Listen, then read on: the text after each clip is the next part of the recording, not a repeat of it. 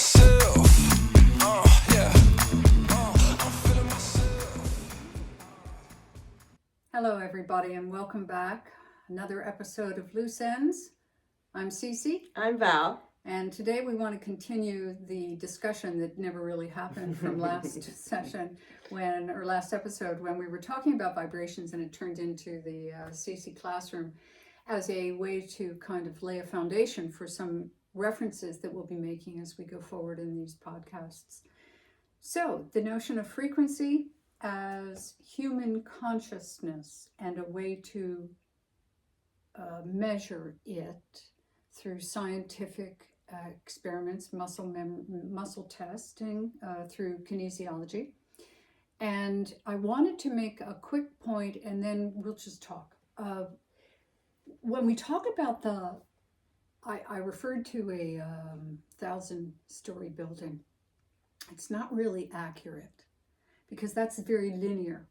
One floor, second floor, third floor, and you just keep adding a 1 to each floor, right? That's a linear methodology.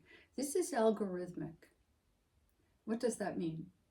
That it's a little bit like Fibonacci's number of 1 plus 1 is 2, and then the sum of the previous two integers continues ad infinitum. So you end up with, you get up to 8, and then it's 8 plus 5 is 13, and then 8 plus 13 is 21, and so it keeps growing higher and higher. That's algorithmic, so that the distance between level, for example, 175, pride, and 200, courage, is more than 25. And the difference between 400 and 500 is more than 100. Far more than 100. So, for example, and I always wondered about this, with so much, and I'll use, darkness in the world. I was going to say evil, but it's just light and dark, different expressions of humanity.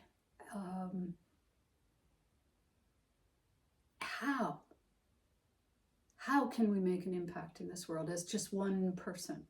And I've always held this belief that drop upon drop will make a difference, right? I know you hold that. Absolutely. Too. It's a ripple effect. Ripple effect, yeah. So, according to Dr. Hawkins, and if you didn't watch the previous episode, I urge you to do that prior to listening to anything further in this one. One person holding the frequency, which is where we started in last episode. What does it mean? What does it mean to hold a frequency? It means to choose thoughts and emotional responses that keep you at a level that's sending out a frequency like a radio station that broadcasts a certain type of music or a certain type of talk radio, right? So one person at 300 counterbalances 40,000 people below 200. Really? So wait a minute. One person at 400 counterbalances 400,000 people below 200. So just think about that. The difference between 300 and 400 is only a, quote, 100 points. And look what it does exponentially from 40 to 400,000. One person at 700, so one Gandhi, he was a little below 700, but average it out. A Mother Teresa counterbalances, get this, 70 million people who are sending out a frequency of less than 200, which means no change, right? One person. So if we had 12 people at 700, that would equal one avatar at 1,000. There have only been 3 identified avatars. I referred to them earlier. Jesus, some call that the Christ consciousness. Buddha and Confucius, believe it or not. Mm-hmm. Yeah. Muhammad's not there, right? No, he was like 780 or not. You know, they're all up there. They're all in the land that you and I will probably not see this lifetime, right? And so I just find that, listen to me, I get excited about that because it gives me a motivation to want to hold a vibration of a certain consciousness level so that I can at least feel as though I'm contributing to that, you know, drop upon drop. Well, and I know, like, in my work, when I'm working with people on my table and they want, not necessarily they want, but they're in the moment sort of addicted to the problem and talking about the problem. And like, I have one friend and she's really great because she takes it well, because sometimes she'll say things to me and I go, I'm really not the person you should be talking to about this. Because it's not I'm me. not going to buy your BS. Well, no, but it's not me. You need to talk to your partner. You're bitching about your partner to me, but you need to talk to your partner. It's not me you need to talk to, and you're talking to the wrong person, right? So it's hard for them to sometimes hear that. It's, you require courage to go talk to that person. Well, and that's just it, because, you know, it, like, we all have those defining moments that we don't necessarily know we're having them. You know, you're in a conversation with a loved one and, you know you can't have babies and you have to have the discussion, are we going to continue our relationship? I mean, I know all about this because I could never have children. So there was always that conversation. Do you want children? Because if you do, it's not going to happen traditionally with me. Gotcha. And I'm open to other options. But then there's, you know, you get the, well, it's a game changer. And my line in the sand, right? But they're not necessarily saying it's a game changer. It's sort of seeping out their seams, and you know you have to be the one to have the courage and go, okay, is this an issue and is this a game changer? To absolute yes, it seems that this is, you're dancing around it, right? Prevaricating. True that. But I think there's some importance to understanding that, yeah, it's hard to ask the hard questions because you might not like the answers you get, but they're still the accurate answers. And I'd rather be working with the accurate answers than inaccurate. So you bring up a point that I think is essential to this whole notion of trying to at least climb up in this building, the metaphor that I'm going to stick with at least right now, even though it's algorithmic and not linear. Yeah. Then it behooves you to learn the value of telling the truth. Now, a lot of us like to think of ourselves as honest people, and I remember, and we're going back 30 years, minimally. I don't want to think about how long ago it was, when I was in a workshop with the president of the company, and I was an area manager for this particular organization. And it was a workshop on truth. Okay, it was a one-day thing. And basically, I remember this particular facilitator, and the reason his company was, at least for a period of time there, very successful, was he was the most brilliant experiential facilitator, like in the moment, knowing where to direct energy. So I learned a lot by working with him, and it came out. And the first thing he says is, so how many of you are liars? Like, maybe like no hands go up, and he goes, well, you just proved my point. You're all liars. You're lying. Yeah. You're lying about the fact that you're liars. And I was so like, what on earth? And as he went through the day, and as we peeled back a few layers, I could see how many times, and you can call it lying, which is kind of a smack in the face, get your attention thing, or you can call it fudging the truth, you know, dodging things. Yeah. So this process, and for my American friends, this process of trying to rise up to a higher level, to see more, to understand more, to be more forgiving, blah, blah, blah, all of that more stuff, to be less judgmental, to be less resentful, to be less full of blame. All of those things are dependent upon being willing to tell yourself the truth about certain things. Even to ourselves, we won't, you know? Oh, 100%. I think we all somewhat lie to ourselves, even if it's just a little bit. You know, we do it on a regular basis. Like, I mean, example. Well, I don't like going to work, but I put on that pretend face every day. Oh, there you go. You know what I mean? I do. But is that bad? No, it's not bad, but there is an element of survival to that. Okay. Right? Okay. You know, and I don't necessarily Well, and like that's that. one of the points that he makes is that 200, anything below 200 is the thinking that comes out of a survival. Right. And when modality. you know this as well. When you're independent and there's nothing, you are the end. You are responsible for everything that goes on in your life, financially, everything. And that's a hard nut So to is sit that on top not of. the next step to add to truth telling? Accountability. Right. Right. And Kind here's of the a funny thing, because I was cornerstone thinking here. about this just the other day, just thinking, you know, like, I don't think I ever really desired being wealthy. Clearly, my track record says that I'm accurate in this prediction, right? So that wasn't my Apparently mandate. it wasn't a But priority. it wasn't a priority, Wasn't right? your end game. Because here we are. But the interesting thing I even remember back then, I don't God. remember that being my mandate. My mandate was peace, calm. I wanted peace and calm. Well, I have that. I mean, yeah, I might not like the fact that I go to work sometimes, but all in all, I have a really good life. It's really peaceful. It's really calm. It's very organized. It's very, taken care of. I'm happy. So I can't complain about that. So I desired and I manifested that which I needed most, which was peace and calm. And that's what I got. Okay. So far in my life. Doesn't mean I'm not open for... Well, you bring up another good point on this. You don't get to a level and friggin' stay there. Right.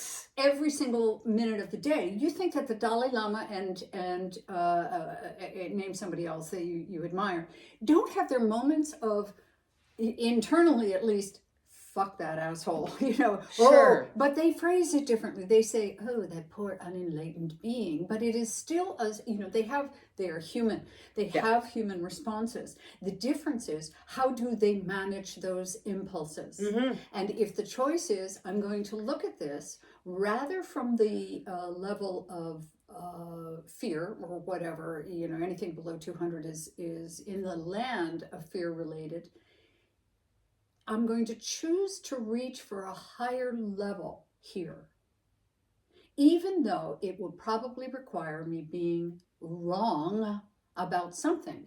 Interestingly enough, why is it that certain people throughout history who have been, champions of innovation and change, Copernicus, Galileo, Da Vinci, Churchill, those are the ones that come to mind that I can remember, and I could be off on one or two of them, but I'm pretty sure all of them calibrated at exactly 499.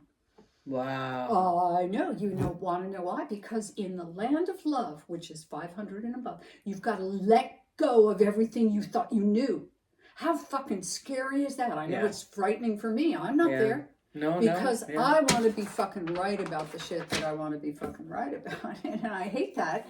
And it's still there. Sure. So the willingness to be open to seeing a different point of view as opposed to being wrong is part of the mindset shift, I think, that needs to occur in order to achieve any increase in consciousness. Absolutely. I can tell you that I guess it was probably maybe 2001, I was having a conversation with a guy that I worked with, and he told me that we are probably just creations of other aliens. Other aliens we being the human species. We have just, because we intermingled with the reptiles.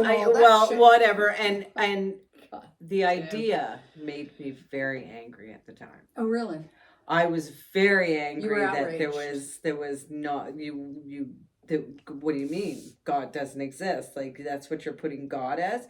And but over time I've so shifted, and not shifted all the way to the fact that I believe that we were created by aliens, but somewhat, we pretty much were created by aliens on some level, right? I do know that, like, I think I don't know. I say I know that. I don't know that.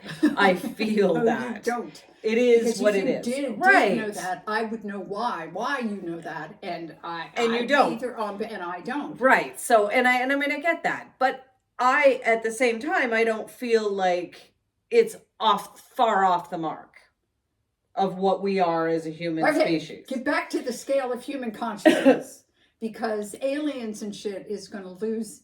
Like, where are we going? Where are we going?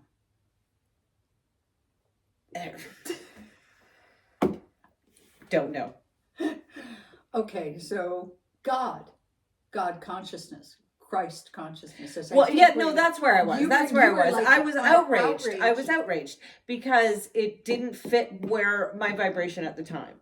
Now my vibration is much different, and I can be open to the idea that it could possibly be, it might be, it's, I'm a lot more open. It doesn't change my aspect that I believe there's a God. How do we know? And now it doesn't. I don't know the answers. And rather than expend my energy on outrage, right, I'll expend it on. But here's what I do know. I can't answer this for anybody else. I do know God exists for me. That's what I know. I mean, for other people, I don't know what they know. And this God, this is a higher power. This is, far more intelligent than I am, and knows what's best for me far better than I do. So it has a form of intelligence. Yeah. And do you believe then, we have stepped from the road, but it isn't really. No. Do you believe then that we are, that we spring from that collective unconsciousness that Jung called it, that, and scientists would call it, physicists would say the string theory or the field of quantum possibilities, particles, is it wave, is it particle, right, who knows, right, stop moving, that we spring from that world. Yes, 100%. Okay, do you believe in an afterlife? Yes. Okay, but not, I think a correction would, I believe in an after consciousness. Okay, I think there's a difference. Because afterlife, I think people have this idea that you're physically going somewhere, or your that whole you're gonna physical live body, some right? Sort of idyllic. Right, and I don't think that movie Lucy. Remember that movie Lucy with Scarlett Johansson? Is she the one who had used all her consciousness? Yes, so she was using her entire brain power, but and then she blew up or something, right? Well, no, what happened? She didn't blow up. The cop at the very end said, "Where is she?" And she came up on every phone and computer. I'm everywhere. That's the consciousness. That's consciousness. Okay. That's where, and I mean, I saw something on TikTok yesterday that was really kind of cute. What if God was water? Well, then God would be above us and below us and all around us. And what a wonderful concept to believe that God could be water. Well, God is water. God is all of it. Right? I agree. So, I remember Finding Nemo? Oh, I do. The first time I saw that, I was like, wow, this is a profound truth. Toward the end, when they're headed to Australia and they catch, what is that called? That's the Gulf Stream of some sort, the Australian Gulf Stream, whatever. And they're moving through, and there's this old turtle, the father turtle, and then the son dude, dude. And they're all moving at great speed as though on an like escalator, in a tube, that's moving, through the water. And he pops out, this little dude, and all of a sudden everything's going really fast and he's going really slow, and he's like, "Whoa, no!" And he pops back in and he comes back, and and the point being, the kid had to find out for himself what it's like to be out of flow.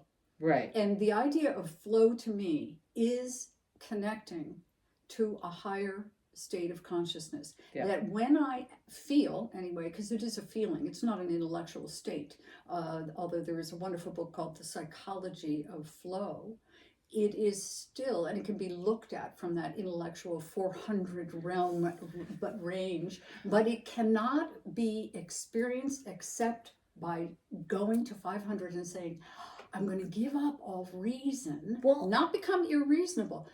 Give up all the reasons why I shouldn't love this person or shouldn't treat them with respect, whatever. I just find it fascinating that at one point I was a consciousness and I chose that I wanted to feel. I wanted to feel how it, felt to fall in love, to have my heart broken, to have a headache, to have my arm break, to have my leg break. I wanted to feel these things, and I have felt these things. This is what I came here to do. Do you think it's just that we want to feel certain things, or that I see? Because I hold that we come here to learn certain. Oh, absolutely. But I don't think our consciousness really has this whole board of feelings. We can't access those feelings in that conscious space. It's too much. We're vast, we're everything. We have to come down to a lower vibration to solidify, to there are be those that say the lessons. A spirit is nothing more than a higher level of vibration. Yeah. And there are supposedly higher levels of intelligences, going kind of looping cursorily here just a wee bit back to the alien notion. I mean, I cannot believe that we are the highest form of evolution. Fuck me. If that's the truth, we are doomed. Okay, there have got to be other higher forms of intelligences that are out there. And I do think I have witnessed one UFO. This was years ago. And I then sat there and wondered if I had just seen what I'd seen. But it's once again the sort of it's not you see and then you believe. It's you have the belief or the openness to believe, and then you're given a sign. You see something that. Two things. One, because I was making the point and left it about higher vibratory intelligences tend not to have form like we do, right? Because their vibrations are such that form becomes impossible. They are beings of light, they are voice, they are spheric in nature.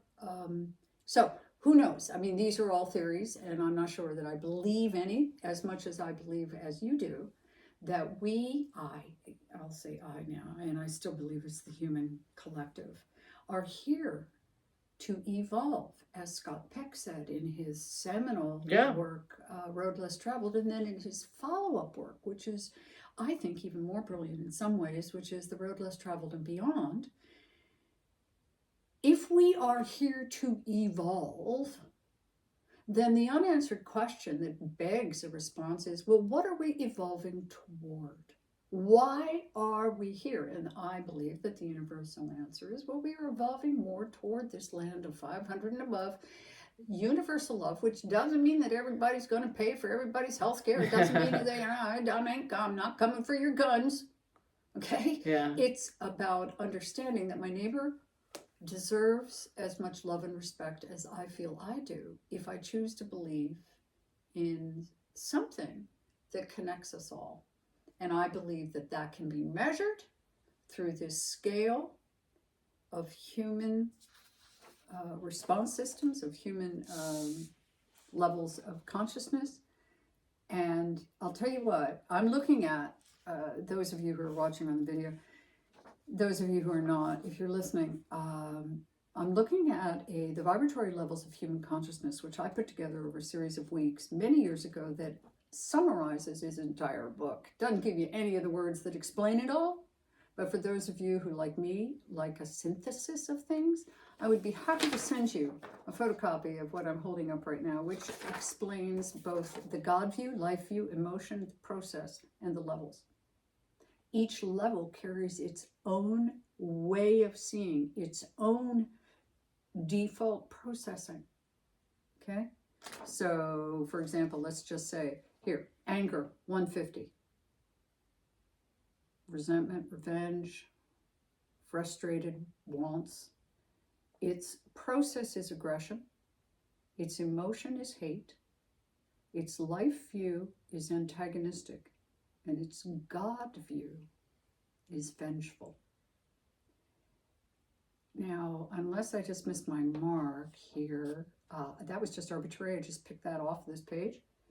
Does that not sound like a good right-wing evangelical No in the United kidding. States? Vengeful. My God is vengeful. never He's going to understood get you. Yeah, I don't either get it. Never it doesn't understood fit, that. but it doesn't fit with my worldview, you see? And it does fit with their worldview, Yeah. which is why, and I'm sorry, I'm getting on my horse No, again. but that once again, That's why fear. Trump still has half of the United States. Your fear base. Yeah. Yeah, that's called the politics So of fear. there's how and why it's important. Speaking of a drop in the bucket. To vote. I have already cast my Yeah. vote. I mailed it in weeks ago. I got my little thing Yeah, that said, and I did hear that Kamala is putting legalizing marijuana right across the country. haven't heard that, but then again, I'm not sure I trust anything because you told me that Trudeau came out as gay. That's what he on the Parliament floor the other day. I couldn't find a single Yeah, article no, that's about it. Send it to me, will you? Because yeah, seriously, I I went to the Google immediately and I went, Trudeau comes out as gay, and nothing came up. That's so weird. I I know. didn't even So, look it up though. Welcome I was to told. the world of exactly. But I was So- told it happened on the House Parliament, Yeah, so I wouldn't think somebody would lie about that. An argument, or of course, in the parliamentary system, they never call them arguments, but he was arguing with somebody about it and their rights, and it got twisted. That's the way I read it. Now, I could be wrong I too, don't know. because I'm past 310 now in the land of willingness. I'm willing to see, Yeah, no, me too. willing to see where I am Because wrong. I mean, I'll tell you, this is one area. I'm not going to say I necessarily understand it. I don't understand the they them concept, but I here's what I do understand: that they will abolish homophobia. That generation will help abolish any kind of future homophobia, and that I hope because so. they will. The homophobes will have they thems as children. Well, first of all, homophobia is below 200. Right. So Once again, And so when you're in a discussion with someone that you're like shaking your head going, I don't understand how this person can think this way. I don't understand, for example, on my part, I do not understand, except that I do now. Why someone, an educated, let me just give you one example, won't name names, white, educated, male, entrepreneur, recently married, voted for Trump, is going to vote for him again. Does not see, from a long-term perspective, the possible implications of voting for a man who has already told you what he's going to do. I went through the loss of a child at 3.5 months in utero, at home alone, and had to go to the hospital and have the remaining particles of what was to be a child removed from my insides. Mm-hmm. In a not too distant future, we could be in a place where not only could I be charged, yeah, you might. I not. could serve time. I don't understand how someone recently married who wants children can vote for a man who has already indicated that this is where he's going. So here's what I know, that having already had one conversation with this particular individual, one cannot have a conversation about change with an individual who is at a default frequency of below 200. It's like trying to have a conversation from your 42-year-old perspective with a 12-year-old and explaining to them why letting them ride the motorcycle is dangerous and they're not ready for it. So at this level, at this point, and it's hard for me because I like to persuade others of my point of view. I consider that one of my strengths. And I'm being asked to relinquish that and just love them anyway, those fools, those errant fools. See, hear the judgment in my voice? No, So, yeah. so, Totally. and see, people think, well, I've got 2 degrees. I'm in the land of 400 reason. No, It doesn't work that way. Doesn't work that. IQ is not the Intelligence has same. nothing to do with this. No. IQ has nothing to do with this. Nothing to do. Oh, she got on her high horse, and we're at 30 minutes, Val. Well, we were having a discussion. We are having a discussion. So, and I mean, I truly think that I try to be better and better. I'm not always successful. I'm not gonna lie. I'm human, and sometimes I just like to vent and bitch.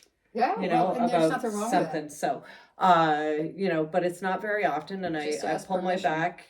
pull myself back on track usually within a day. You know, I can get there. And I think that's what it means to hold the vibration, is knowing that I don't want to stay in the dark for too long. I came across this quote, and for me anyway, it holds some meaning. It's by Abraham Lincoln, and it says, "You cannot escape the responsibility of tomorrow by evading it today."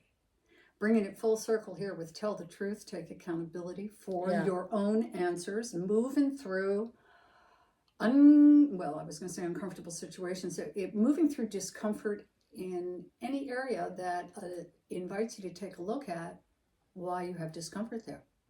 I mean, do you mind? I'm too late. I'm telling him anyway. Val showed me a bruise she has on her leg. She doesn't remember how she got it. It's a bad bruise. I mean, it's a big ass, you know, the size of my fist, blue and green and yellow, and she doesn't know how she got it. She was moving so fast one day or whatever, but it was a couple days old. That's no different. That's like a great analogy for our lives. We move on through, and then 3 days later, we're looking at this big bruise, and we don't even know where it came from. I know. So it's moving through your life in a way that you notice when the bruises happen, and say to yourself, that's not the fault of the chair I just walked into.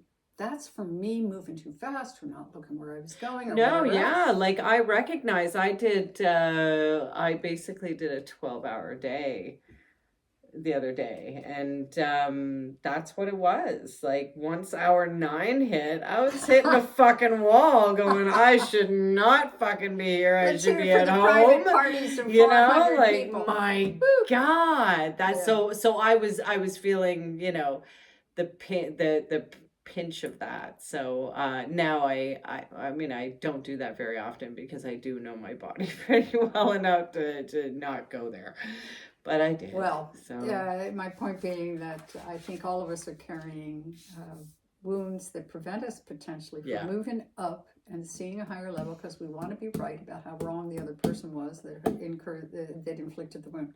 And I always love that expression. It's just I'd much perverse. rather be happy than right. Because I really would. You know. And most people would rather be right than happy. Yeah, I'm the I want to be the opposite. Well, we're not going to be right about anything today. We're going to be open and willing to learn and to be humbled constantly by how many times we misquote or are inaccurate. Or fuck up. Do you have, or that too? Do I have a good story? Yeah. I have a really cute feel-good story. So in the UK, they have just built this retirement home for bees. So a lot of worker bees fall out of hives and stuff, and you know, maybe have damaged wings and stuff and can't be, so they get sort of kicked out. So they're gathering them all up and taking them into retirement. And the retirement house is the cutest thing. They have even little chairs for them. Okay, little fucking chairs. They do, but they have pollen everywhere for them and sugar water, and they just get to live out the rest of their lives in absolute luxury in this little retirement home. And I was just pleased as pickle as when I read this story. Val has a thing for bees. I number do. one. And it wasn't that the same scenario that at least my generation was sold on the possibilities for retirement. Yeah. In a land of pollen. Yeah, lots of pollen and we sugar water. Of your damaged wings. Yeah. And we will feed you anyway. I just thought it was real cute, and I think one of my closeness to bees is the fact that a bumblebee is a downright miracle. Yeah. You know, with the size of its weight to its wingspan, and that reminds me of fairies, and fairies are mystical like that, and well, I think bumblebees prove the existence of God. Yes, them and platypuses. Or platypi. I'm not sure how you say it, but why a platypus? Because it's a mammal that lays eggs, and it doesn't it doesn't work that way. Oh. I don't know. Well, see, one time I remember somebody saying that being gay wasn't natural, and I had to laugh because there's this lizard that's only born female. There's no males, and they rub up against each other, and that's how they lay their eggs. Like, fuck you, that's natural. And I use that every time when somebody says it's not natural. I go, oh, yeah, you don't know nature very well. That's so great. So, well, let's leave it on that high note of laughter and fun, and I'm glad we laughed a little bit this time.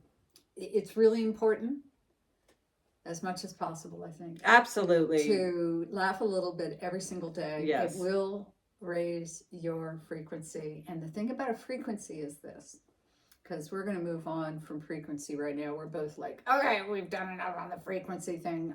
We've got another episode coming up soon on Halloween. Yeah. But here is a great affirmation that works for heightening your frequency, and we use it quite a bit, and that's show me how good it can get. Why not test the universe? Get the universe to show you how good it can get. And Why hold not? the frequency means choose to reach up for a lighter look. Instead of feeling criticized, just make a joke of it. Find ways, little ways every day, little ways. Feel grateful for anything. Doesn't matter what it is. Yeah. Doesn't matter what it is. There's some, I don't have the stats here. There's some scientific study that I read years ago that has to do with the impact of vibrationally, frequency-wise, on the negative thoughts to positive thoughts, because people were like, yeah, but that tape recorder in my head is going around going, you're not good enough, you're never going to get it, you're never going to Totally. and then so you're telling me all I have to do is feel good, and have a feel good thought. But one feel good thought counteracts, just like on this scale, counteracts like this huge preponderance. I don't know, it's like 24 something. Yeah. It's big, and I'll go back and see if I can find that particular stat. But it's, so in other words, when I find myself having like one of those days where you just, you know what it is, and you're just off, and you're like, man, I'm just the world needs to leave me alone today. All peopled out. Yeah. Yeah. Peopled out. That's me, man. I get home from work and I'm like, just fuck off. I'm all peopled out. You just reach for one or two thoughts, like, I'm lucky enough to have a place to go to, a bedroom. A lot of people don't. A lot of people don't have a bed. A lot of people don't have food in their refrigerator. A lot of people, I know it's the comparison game, but it is one way to kind of notch yourself up out of your poor me under 200. Well, mindset. Yeah, because it's evoking gratitude. Exactly. Right? And evoking gratitude is probably one of the easiest and fastest ways to get your head back on track. Exactly. And if you can access gratitude, then you start realizing, oh, I do have a lot of good things in my life. And you can say, well, thank you for this. And thank you for that. Like. Yeah. So if you think about it this way, I'm going to get out of the 1,000-story building here and go to an analogy I've used for years. And that's the idea of the old-fashioned boom boxes, or picture in your car with a satellite dish. Doesn't matter what it is, but you're trying to tune in as you're driving to a radio station. And if you plug in a certain, used to be you turn the dial, now it's you plug in the numbers. And if you're listening to, 91.3, and it's alternative rock, and you've got it set for 91.3, what you're going to hear is alternative rock. If what you wanted was bluegrass, that's at 102.7. You got to punch in those numbers. And it's the same thing with us. Yeah. We are walking radio stations, broadcasting certain, if you will, in this analogy, types of music. If you don't like bluegrass and you want to be listening to classic rock, then it's up to you to change the dial internally so that you are now broadcasting the music, so to speak, the state of being that you wish to have more of. The universe, like a magnet, that's what all this is, will come towards the most powerful force, and like matches like. So If you're really I'm good, done. if you're I'm really done. good at manifesting negative, that's just a You'll great get more of that. opportunity. It's a great opportunity to understand that you're really good at manifesting anything. You just have to switch the Switch. And most people don't because they're afraid to be disappointed. Yeah. Well, Disappointment's a part of life. it's just part of it. You know, you're but you can get over it. Yeah, and Your rewards will be greater than your disappointments ever will be. long term. Yeah.